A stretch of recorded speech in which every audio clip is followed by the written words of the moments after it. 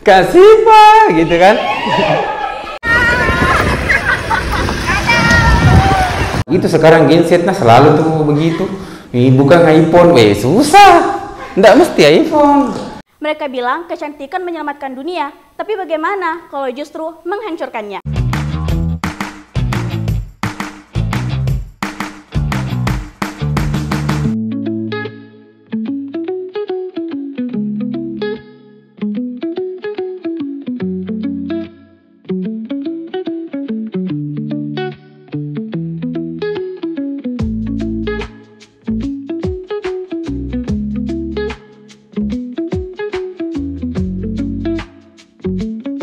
Guys, pagi hari ini saya di Fakultas Ushuluddin dan Dakwah Institut Agama Islam Negeri Bone. Jadi kita diundang sebagai pemateri di kegiatannya mereka terkait konten kreator.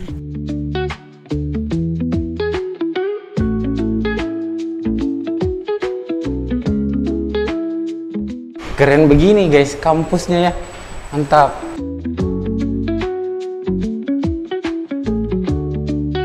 Hadirin yang kami hormati, mohon kiranya untuk berada di tempat dengan tertib karena sesaat lagi acara segera dimulai. Yang terhormat, Dekan Fakultas Ushuluddin dan Dakwah, Bapak Dr. Ali Hadidin MPDI beserta jajarannya, yang kami hormati, Bapak pemateri, M.Soid Esos, selamat datang Pak, serta yang kami hormati seluruh tamu undangan, Bapak Ibu dosen, mahasiswa, serta segenap panitia yang berbahagia.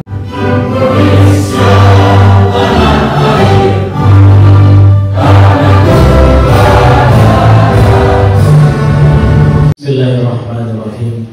Assalamualaikum warahmatullahi wabarakatuh. Waalaikumsalam warahmatullahi wabarakatuh.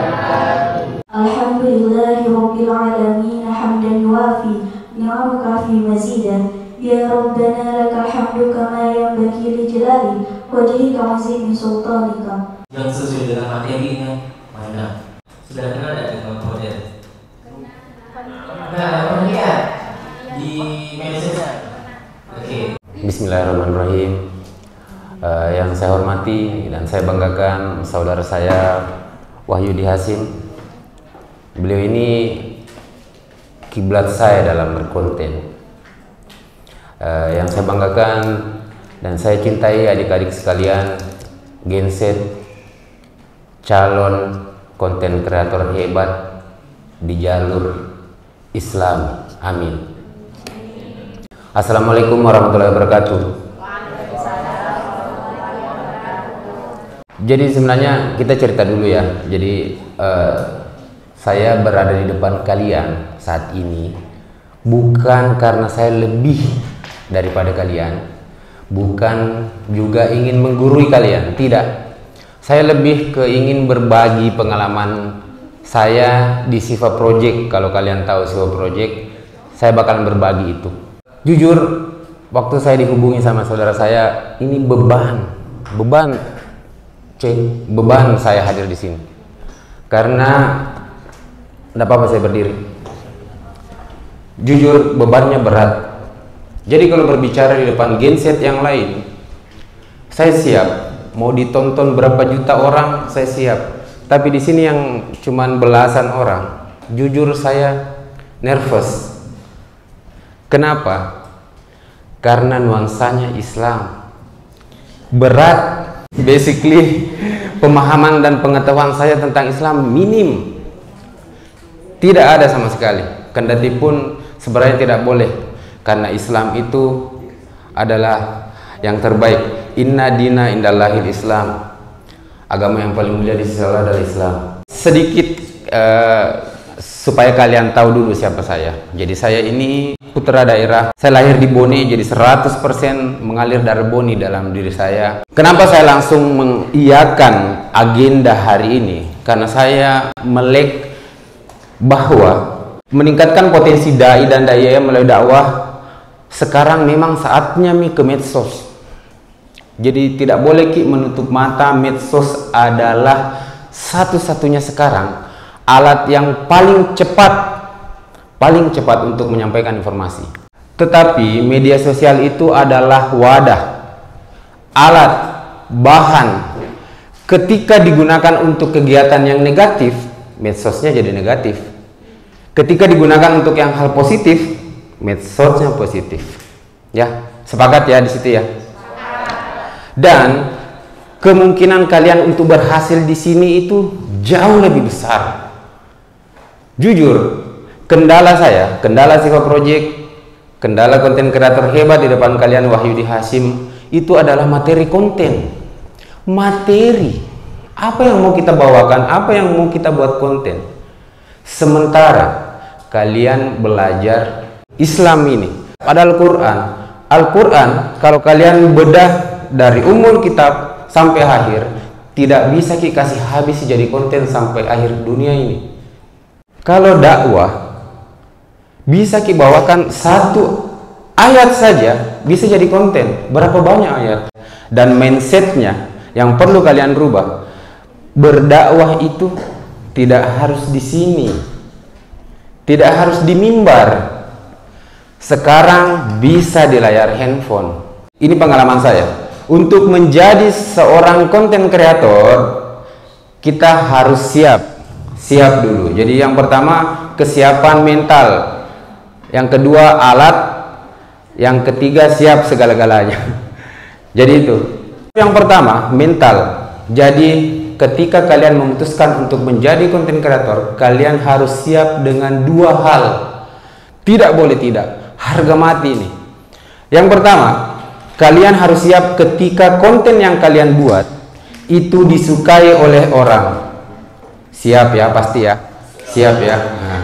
Yang kedua, kalian harus siap ketika konten kalian tidak disukai oleh orang. Ini yang susah. Ini yang bikin down. Konten yang kalian buat itu ketika kurang mendapatkan respon dari penonton, bukan karena konten kalian tidak bagus. Bukan. Konten kalian belum menemukan peminatnya. Contohnya begini, kontennya Siva Project, mungkin 50% yang hadir di sini tidak suka, 50% suka.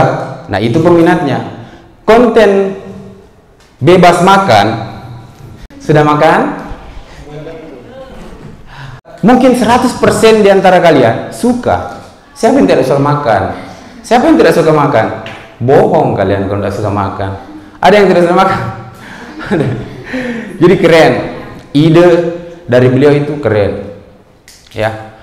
Dan karena sebenarnya begini, saya sama beliau ini sahabatan dari dulu sama-sama. Kadang bosan juga saya lihat mukanya karena ya. Dan kebanggaan saya karena cintanya saya terhadap beliau. Di beberapa hari yang lalu kita ngobrol sedikit ini. Beberapa hari yang lalu saya bertemu dengan beliau, saya sampaikan ke beliau, bro, saya butuh personal branding dari kontennya kamu, dan akhirnya dibuat sama beliau. Itu saya di rumah sampai, oh geng keren, sudah makan belum? Keren itu bro, keren sekali. Nah, itulah yang dibutuhkan, yang tadi di-spill oleh Wahyudi, bahwa kenapa kita harus membuat konten itu. Di awal konten itu harus menjadi hook. Hook itu yang menarik penonton supaya mau menonton sampai akhir. Jadi kalau tanya Ki, sudah makan belum? Pas Ki belum makan, pasti nonton Ki. Biar juga sudah Ki makan, pasti nonton Ki, karena makanan apa lagi ini? Itu begitu. Jadi kalau sudah siap yang tadi, sudah siap kontennya tidak disuka, siap juga konten yang disuka, kita lanjut pembahasan. Kalau tidak, kita tutup sampai di sini. Lanjut. Siap ya, siap kontennya tidak disuka? Siap. Boleh. Sakit gitu kalau. Kadang saya saya ngupload yang nonton 2. Gila itu. Tapi tidak boleh. Kita harus optimis bahwa konten yang kita buat belum bertemu dengan peminatnya. Kalau sudah ketemu dengan peminatnya, yakin dan percaya konten kalian FYP, betul. Termasuk dakwah. Nanti teknisnya dakwah saya tidak berani lebih dalam karena saya sebenarnya alumni pesantren. Pesantren kilat di SMP 3 Tampone, pesantren kilat di SMA Negeri 1 Bone. Ya, pesantren dong, ya.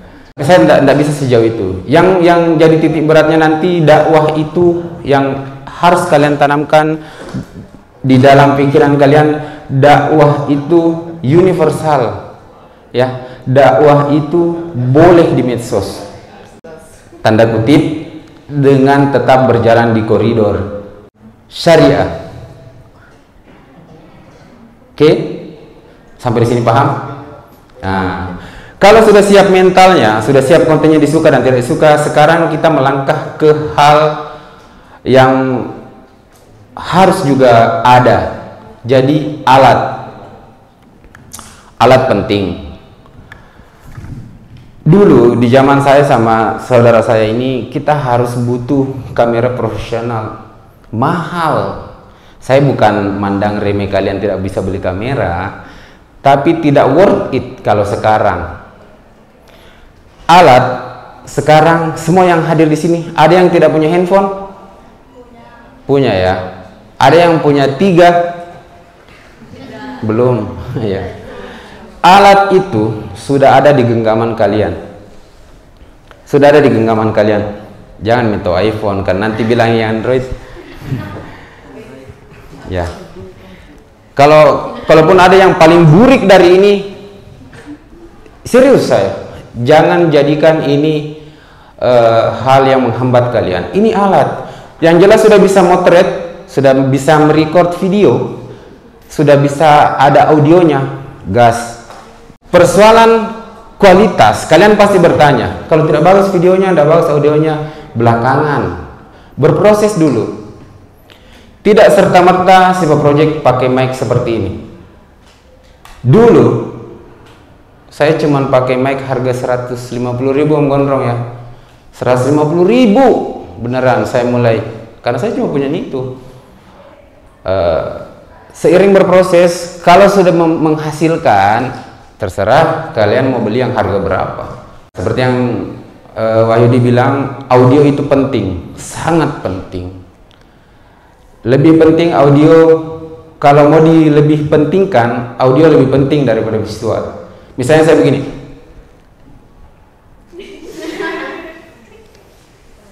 susah dibanding saya begini. Jadi adik-adik sekalian, bagaimana? Mana yang lebih worth it? Tapi bisa jadi akali, bisa diakali. Android jangki berkecil hati itu sekarang gensetnya selalu tuh begitu. Ini bukan iPhone, susah. Nggak mesti iPhone. Pakai iPhone pun kalau kalian tidak mampu menggunakannya burik. Persoalan gengsi. Jadi alat kan sudah ada di genggaman tak ini alat. Kendati pun kalau misalnya kualitasnya belum bisa maksimal, tidak apa-apa ji. Sekarang media sosial itu membutuhkan konten yang fresh, yang relate. Dua. Pertama fresh, kedua relate. Relate itu bagaimana kalian merasa ketika melihat konten itu, kalian merasa berada di dalamnya atau merasakan yang ada di dalamnya. Fresh, kita bahas fresh dulu. Fresh itu seperti kontennya Siva Project. Kalau di record hari ini, kita upload hari ini. Ya, jadi someday edit, someday upload. Tidak bakalan ada kontennya Siva Project direkam di tanggal ini, besoknya baru upload. Karena itu yang dibutuhkan dari medsos sekarang. Kalau mau bohongi medsos, dia bilang senangi, enggak bisa. Kalian merecord, membuat konten itu ada metadata di situ. Di mana kalian buat konten ada lokasinya, jam berapa kalian buat konten ada jamnya, sampai suhunya ada, sampai dataran rendah dan tinggi ada. Tidak bisa bohong. Yang misalnya mau bohong, ini kita di Bandung, padahal di Celelangki sana, tidak bisa. Ada tag lokasinya. Serius. Feel-nya, kontennya Om Wahyudi.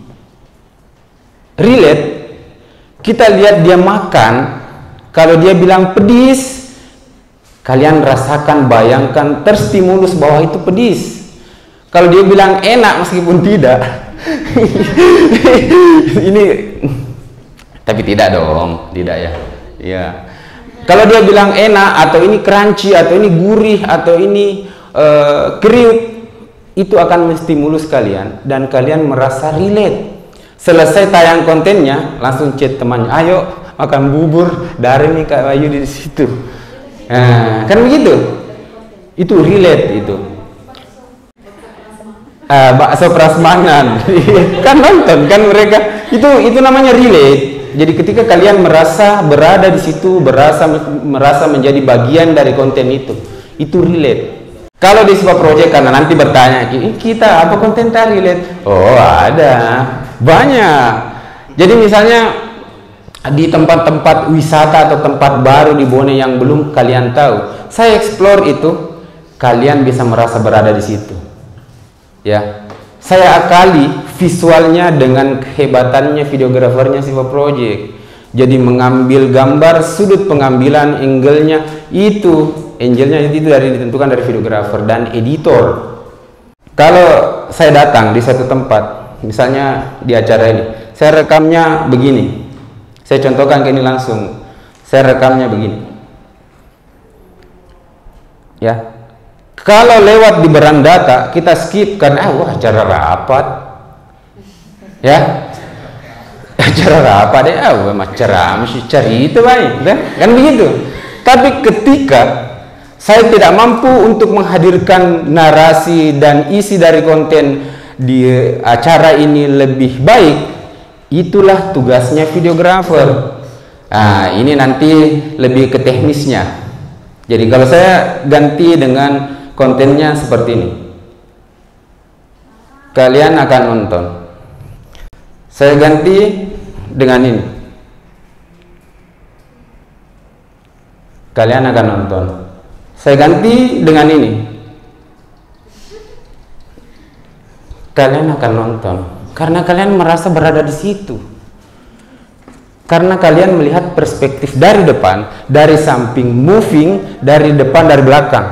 Itu tujuannya. Jadi buat konten itu supaya orang merasa berada di situ. Relate. Kemudian selanjutnya kita ke teknis kontennya, ya.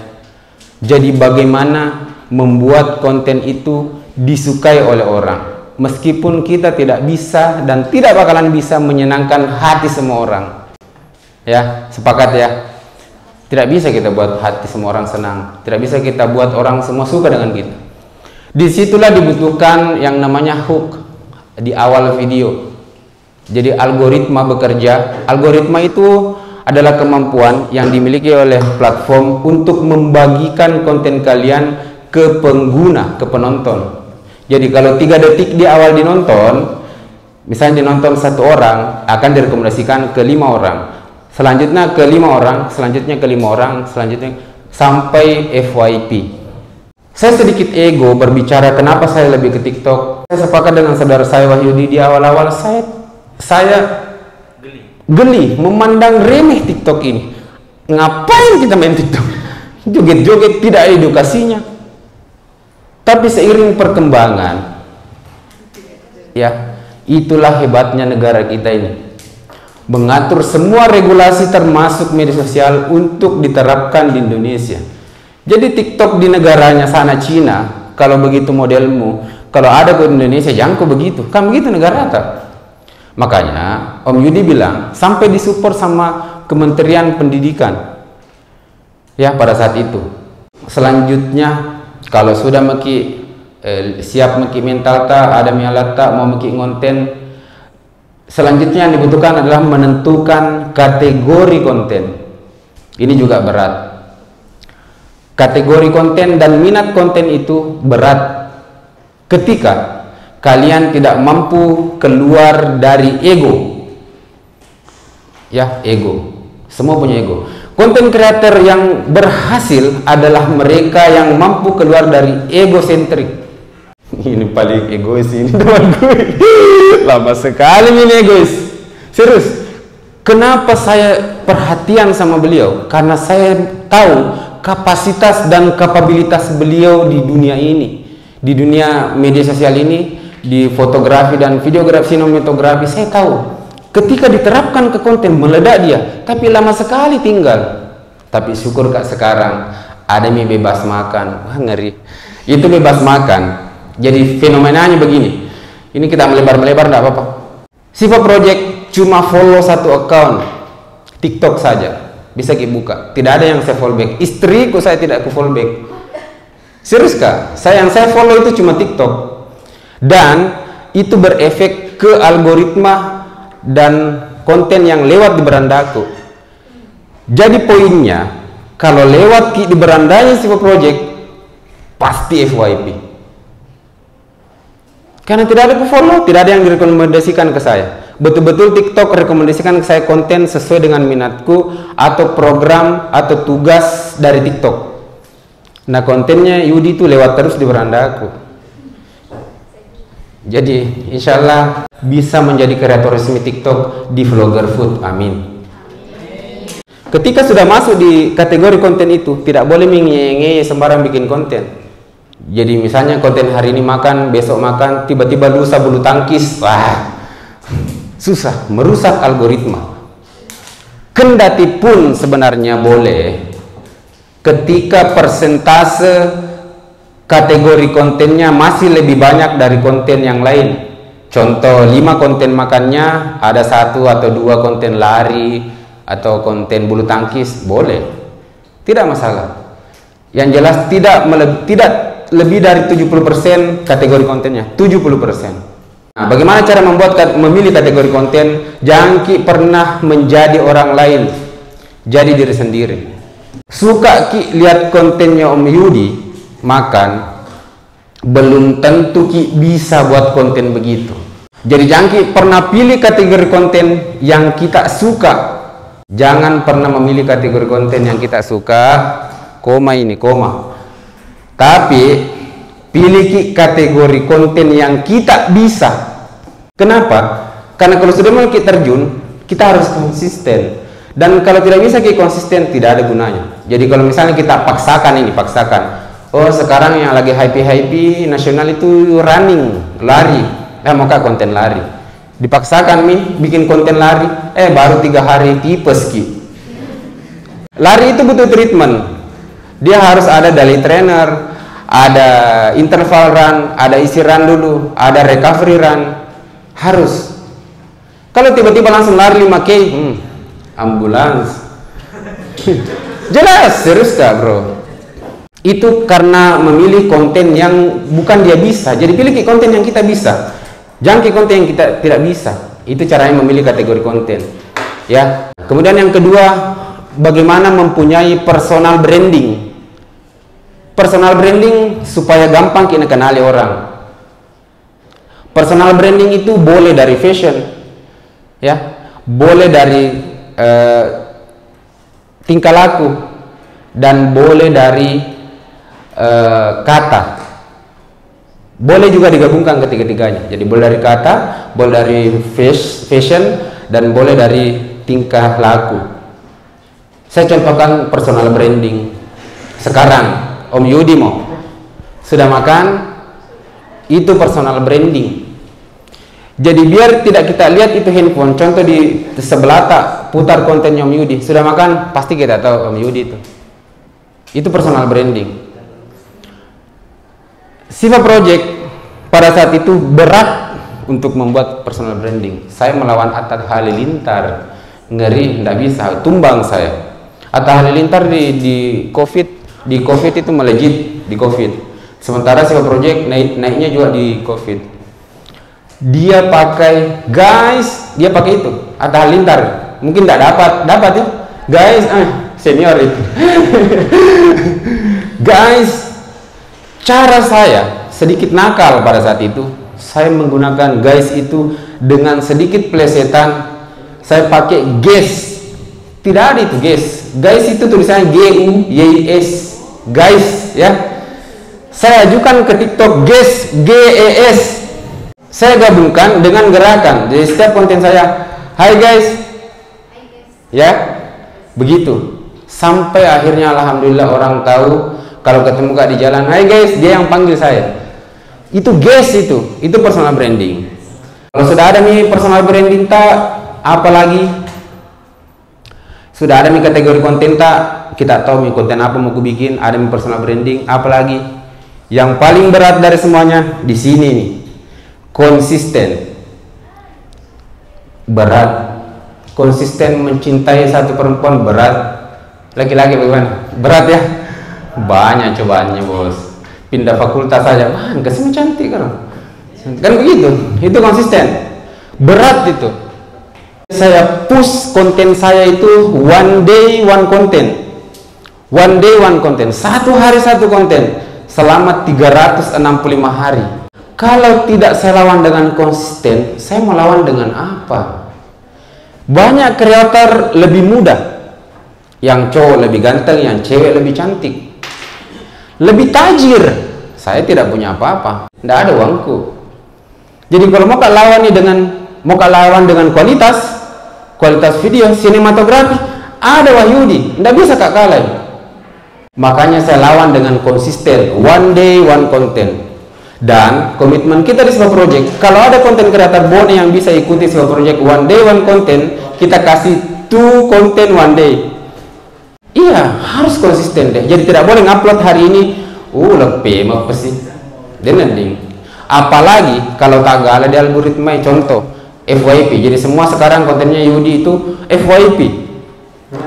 Harapan saya, kalau belum bisa sekarang karena banyak aktivitas, 3, 1 minggu, 4, kalau nanti bisa ke depannya one day one content. Saya pikir itu sudah Miku sampaikan semua. Kalau ada pertanyaan di sesi ini, saya jawab semuanya, apapun itu. Jadi silahkan bertanya, mumpung saya di sini. Harapan saya setelah kegiatan ini, ada konten kreator hebat dari sini yang mengemas kontennya dalam bentuk dakwah. Ini direcord, kalian jadi saksi. 1 bulan dari sekarang ada konten dari sini tentang itu tadi dan FYP, ku traktir ki dari ujung kaki sampai ujung rambut. Saksi ya, dari ujung kaki sampai ujung rambut, bebas kalian mau apa, pilih di mana, brandnya apa, harganya berapa, saya traktir ya. Mudah-mudahan ya, amin ya. Oke ya, cukup sekian dari saya, kita masuk ke sesi selanjutnya. Wabillahi taufiq wal hidayah. Wassalamualaikum warahmatullahi wabarakatuh. Terima kasih atas kesempatan yang diberikan. Perkenalkan, nama saya Andi Muhammad Hufdi, mahasiswa baru program studi komunikasi dan penyiaran Islam. Masya Allah. Izin sedikit Pak, keluar dari teknisnya tentang materi. Sesuai tema, bagaimana meningkatkan potensi kami sebagai calon dai atau daiyah melalui dakwah berbasis digital bagi generasi Z. Saya mengutip sedikit dari Ustadz Adi Hidayat. Jika saya diundang ceramah, saya paling benci jika ada kesepakatan tentang biaya. Menurut saya itu adalah dakwah. Mungkin kebanyakan kreator menyampaikan dakwah melalui canggihnya teknologi yang sekarang untuk mendapatkan penghasilan atau cari popularitas. Mungkin menurut saya Pak, dakwah itu dekat dengan keikhlasan. Bagaimana kami sebagai calon dai atau daiyah untuk menghindari hal tersebut? Bagaimana kita sebagai pembuat konten dapat menyampaikan pesan dakwah yang melalui konten kita? Strategi apa yang dapat kita terapkan? Strategi apa yang paling efektif untuk generasi sekarang? Dan bagaimana kita sebagai pembuat konten dapat memastikan konten yang kita buat itu tidak disalahgunakan atau tidak disalahartikan kepada halayak. Terima kasih. Jadi betul, pemahaman kamu luar biasa. Fenomena yang terjadi sekarang memang seperti itu, hampir semuanya. Termasuk tadi Dekan ngomong, kalau mengundang si A budgetnya sekian. Kalau dari segi dakwah, contoh begini, saya gambarkan diri saya sendiri. Saya datang ke suatu tempat, mengeksplor tempat itu agar dikenali banyak orang. Ikhlas saya. Kalaupun saya dapat royalti, kalau dari YouTube namanya AdSense, yaitu untuk manajerial, seperti yang saudara saya Yudi bilang. Kenapa? Saya kemana-mana butuh operasional. Jangankan begini ngonten saja. Saya ada satu videografer, sama ada satu tim kreatif. Jadi bukan bilang sombong mau kak dikawal, tidak. Contoh, saya ngonten di pinggir jalan, tiba-tiba ke motor sambar kak. Nah, itu gunanya tim kreatif. Kenapa ada budget yang seperti ini yang menelan budget? Ya. Contoh, saya dari kota ke Bodak sini bisa naik motor, tapi misalnya di jalan hujan terhalang, saya ketemu kalian, saya naik mobil, cost-nya lebih besar, otomatis kan? Makanya butuh budgeting. Ini meskipun sebenarnya saya kesini karena saudara saya yang ngundang, saya tidak pernah saya bahas budget ke kamu. Tidak pernah saya sebutkan budget ke dia. Saya cuma bertanya saja sih, gimana dong? Bilang nantilah. Mau itu ada atau tidak, tidak masalah. Mau itu banyak atau tidak, tidak masalah. Karena dia saudara saya. Dan kalian ini, saya bangga dengan kalian. Mau begini ini luar biasa. Melek kalau dakwah tidak mesti di mimbar. Bagaimana dakwah kita itu tidak disalahpahamkan orang-orang, bagaimana benar-benar tersampaikan. Oke, mungkin bisa langsung ya. Jadi memang berat ketika dakwah itu mau kita giring masuk ke dalam media sosial. Tapi berat bukan tidak bisa. Bisa. Tapi melihat fenomena yang ada sekarang, termasuk kalian mungkin yang ada di sini, ketika ada konten dakwah yang lewat di beranda kalian, bisa saja kalian skip. Berbanding terbalik dengan ada konten mengenai fashion, ya, kalau yang cewek-cewek. Kalau yang cowok misalnya mengenai game, bola, atau dan lain-lain, bisa saja kalian nonton dan dakwah kalian skip. Nah, bagaimana cara mengakali itu? Seperti dengan marketing, jangan pernah hard selling. Jadi jangan pernah terlalu menonjol menjual kalau jualan. Kalau dakwah, jangan terlalu keras dakwahnya. Jadi buat konten itu berisi muatan dakwah, tapi bukan yang garis keras. Saya contohkan misalnya, supaya orang nonton, dibuatkan alur cerita di awal. Contoh, di awal dibuatkan alur cerita, nanti dakwahnya di belakang atau di tengah. Kalau di tengah dakwahnya, closing lagi dengan pengantar-pengantar boleh. Misalnya perempuan yang lagi gosip, ngerumpi, itu bisa di awal video. Tapi penyampaian dakwahnya di belakang. Orang akan paham edukasinya di situ. Kita bicara TikTok. TikTok itu mendorong agar semua kreatornya membuat konten dengan muatan 3 hal: edukatif, informatif, inovatif. Jadi yang mengedukasi, yang memberikan informasi, dan yang bisa berinovasi. Itu yang Siva Project buat sampai sekarang. Makanya jarang mungkin yang suka kontenku karena bermuatan begitu. Ya. Jadi kalau mau ke TikTok, saya bahas ke TikTok ini spesifik. Kita harus mampu membuat 3 konten dengan 3 kategori, dengan 3 muatan: edukatif, informatif, inovatif. Kalau tidak bisa ketiga-tiganya, minimal salah satunya ada. Jadi insya Allah kontennya Siva Project sebentar malam ini tayang di TikTok, Instagram, Facebook, dan YouTube. Di sini itu sudah ada muatan edukatifnya. Edukatif dong, ya. Informatifnya ada. Informasinya bahwa saya menginformasikan ke semua orang bahwa mahasiswa IAIN Bone Fakultas ini mau terjun ke medsos. Itu informasinya, ya. Inovasinya, kalian para pendakwah sudah mau turun dari mimbar dan pindah ke medsos. Inovasi dong. Bagaimana? Memenuhi kan? Iyalah. Seperti yang saya bilang di awal, kita tidak bisa membuat semua orang suka dengan kita. Ya. Makanya setiap membuat konten kita harus memikirkan kiri kanan, atas bawah, muka belakang. Difikirkan, tapi jangan terkonsentrasi di situ karena tidak ada bisa kita bikin. Tidak bakalan ada kita bikin kalau kita pikir terus. Biarkan berjalan. Tinggal kita meminimalisir kesalahan di dalam konten yang bisa mengakibatkan orang menggiring konten kita itu ke arah yang negatif.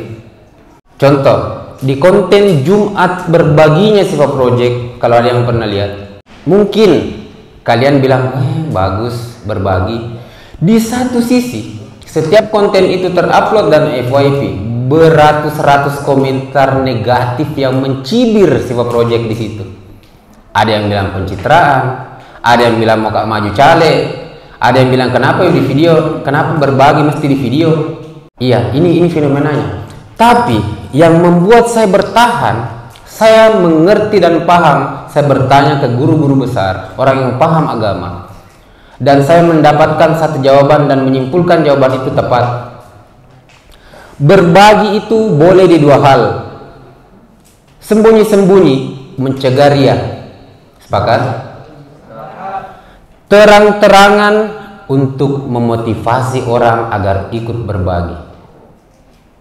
Masuk akal? Kalaupun terang-terangan karena orang menggunakan itu untuk meningkatkan popularitas, insya Allah Siva Project tidak. Jumat berbagi Siva Project berangkat dari ide wanita hebat, istri saya, betul. Niatnya istri saya, dari penghasilan AdSense di TikTok, di YouTube, TikTok, Facebook, dan lain-lain, kenapa kita tidak arahkan ke saudara kita yang membutuhkan? Langsung saya apresiasi gas. Saya mengklasifikasikan targetnya itu, saya tidak bakalan memberikan kepada mereka yang meminta-minta di pinggir jalan. No, tidak bakalan. Tangan di atas lebih mulia daripada tangan di bawah. Tidak bakalan saya berikan ke yang minta-minta. Target donasi Siva Project selalu ke mereka, saudara-saudara kita yang membutuhkan, tetapi mereka masih mau berusaha. Jadi target donasinya Siva Project selama Jumat berbagi, kerjanya tim kreatif, Om Gondrong, mereka cari di Bone ini saudara kita yang layak dibantu. Toh mau pedih, tapi berusaha mau apa sih? Yang penting, dan pasti kalian sepakat, innamal a'malu binniyat. Sepakat? Habis cerita kalau sampai di situ.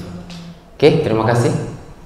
Insya Allah ini bukan pamer, kalian garis bawahi adik ya. Insya Allah banyak sisi positif, dampak positifnya ya. Yang pertama misalnya, alhamdulillah meskipun belum apa-apa sudah mulai dikenal Siva Project. Jadi misalnya kemana-mana Kak di Bone ini mau Kak minta tolong ke orang-orang gampang direspon. Ada event di Bone ini, mau ada artis siapapun, tidak pernah Kak dibatasi. Itu salah satunya. Jangki bilang tidak pernah Kak beli tiket, tidak. Maksudnya tidak pernah Kak dibatasi. Selalu Kak dikasih alhamdulillah full akses, bisa naik di panggung, bisa di sampingnya artis. Itu. Selanjutnya popularitas itu juga menekan hal-hal negatif ego dari saya. Yang paling berat, semakin popularitas naik, menjaga keharmonisan rumah tangga itu berat. Serius saya contohkan lagi. Jadi jalan Kak sama istriku ini di baju itu, jalan Kak ini di pinggir laut. Ada perempuan yang di pinggir laut ini duduk, Om Yudi, pakaiannya minim, rambutnya warna-warni. Tiba-tiba teriak saya, kasih Pak, gitu kan. Belum sampai di situ, saya itu follower saya, paling tidak dia kenal saya harus respon dia dengan baik. Kak mau ke foto, ayo Mi, ku temani foto. Jalan, setelah itu jalan. Perempuan kan makhluk Tuhan yang ingatannya paling luar biasa. Jadi saya duduk, kita mau ngonten rolling, istriku langsung bilang, "Sini, Serius. Bilang, saya jelaskan enggak boleh dong ini nih. Ini penteki. Ini begini perempuan ini.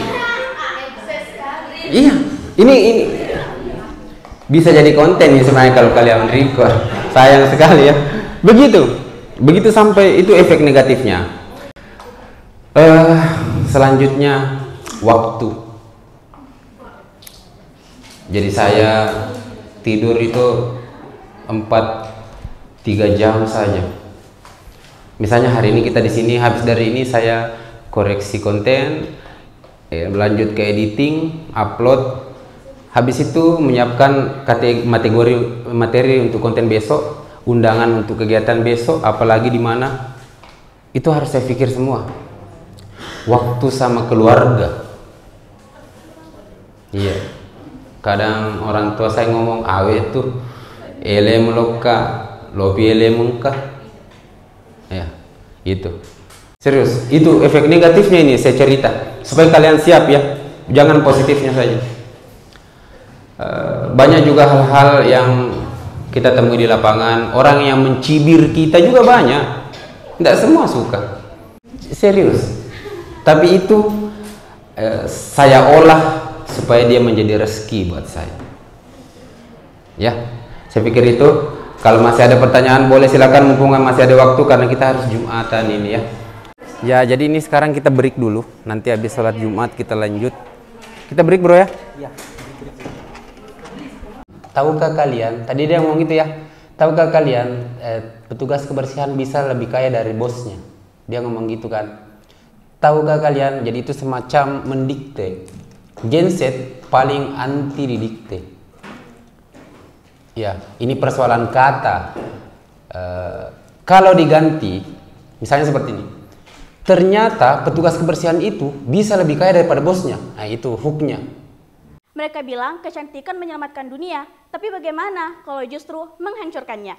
Di balik pesona kecantikan, risiko yang sering kita abaikan, mari kita bahas lebih dalam. Saat ini, media sosial dipenuhi dengan standar kecantikan yang tidak realistis. Terjebak dalam keinginan untuk terlihat sempurna, benar tidak?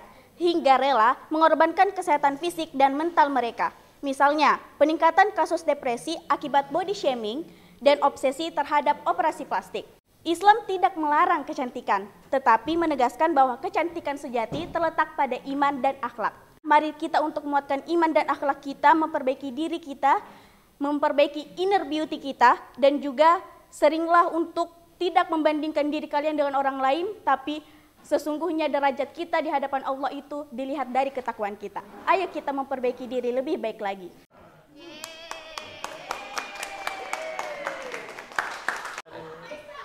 Bro, saya duluan ya. Thank you. Siap, terima kasih. Ya, kasih banyak. Oke, thank you ya. Oh iya, boleh. Ayo.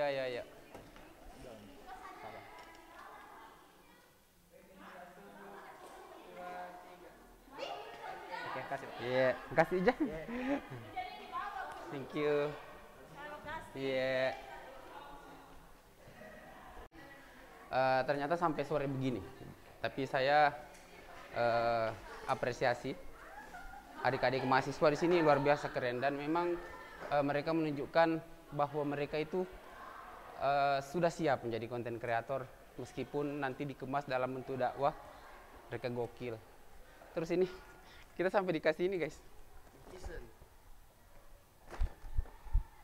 dan saya percaya bakalan ada konten kreator hebat dari sini.